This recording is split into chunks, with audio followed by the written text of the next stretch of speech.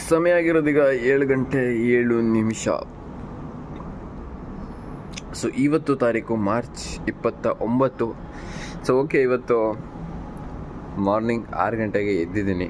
So ಎದ್ದು ಗಾರ್ಡನ್ಗೆ ಹೋಗಿ chanting ಎಲ್ಲ ಮಾಡಿ ಈಗ ಡ್ಯೂಟಿಗೆ ಹೊರಡುವ ಸಮಯ. ಓಕೆ, ಇವತ್ತಿನ ದಿನ ಹೇಗಿರುತ್ತೆ ಅನ್ನೋದನ್ನು ನೋಡೋಣ.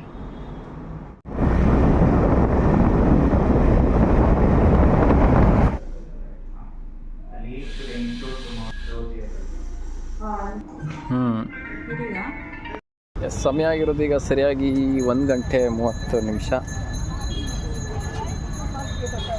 ಸೊ ನಾನು ಇರೋದು ಈಗ ಕದ್ರಿಯ ದೇವಸ್ಥಾನದಲ್ಲಿ.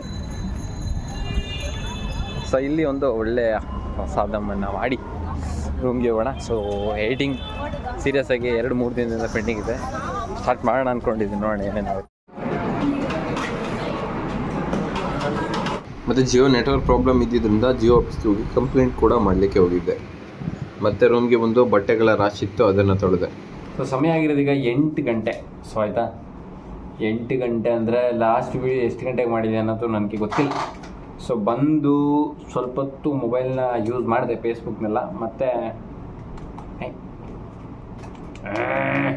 ಇವತ್ತು ಮೊಬೈಲ್ ಚಾರ್ಜು 60ರಿಂದ 10% ಆಗೋ ತನಕ ಎಡಿಟ್ ಮಾಡಿದ್ದೀನಿ. ಸೊ ಕ್ಯಾಪ್ ಕಟ್ಟಲ್ಲಿ ಎಡಿಟ್ ಮಾಡಿದ್ದು. ಸೊ ಸಿಸ್ಟಮಲ್ಲಿ ಮಾಡಿಲ್ಲ. ಆ್ಯಂಡ್ ಯಾವ್ದಾದ್ರು ಒಂದು ಬುಕ್ಕನ್ನು ರೆಗ್ಯುಲರಾಗಿ ಓದೋಕ್ಕೆ ಸ್ಟಾರ್ಟ್ ಮಾಡಬೇಕು ನಾನು ಕೂಡ. ಆವಾಗಾದರೂ ಒಂದು ಕನ್ಸಿಸ್ಟೆನ್ಸಿ ಇರುತ್ತೆ. ಸೊ ಇಷ್ಟೆಲ್ಲ ಕೆಲಸ ಇದ್ರ ಜೊತೆ ಅದು ಸ್ಟಾರ್ಟ್ ಮಾಡಬೇಕು.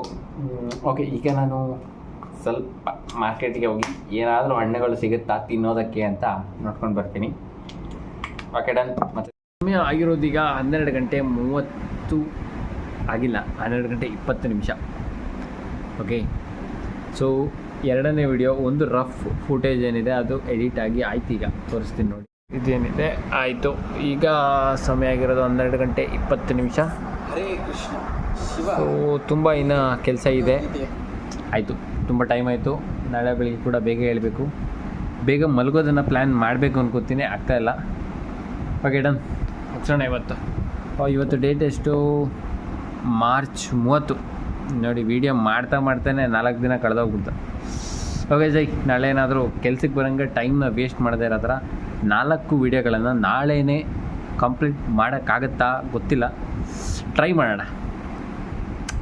ನಾಳೆ ಏನಾದರೂ 4 ವೀಡಿಯೋಗಳನ್ನ ಮಾಡಿಬಿಟ್ರೆ ನಿಜವಾಗ್ಲೂ ನಾಳೆ ಒಂದು ಗುಡ್ ಡೇ.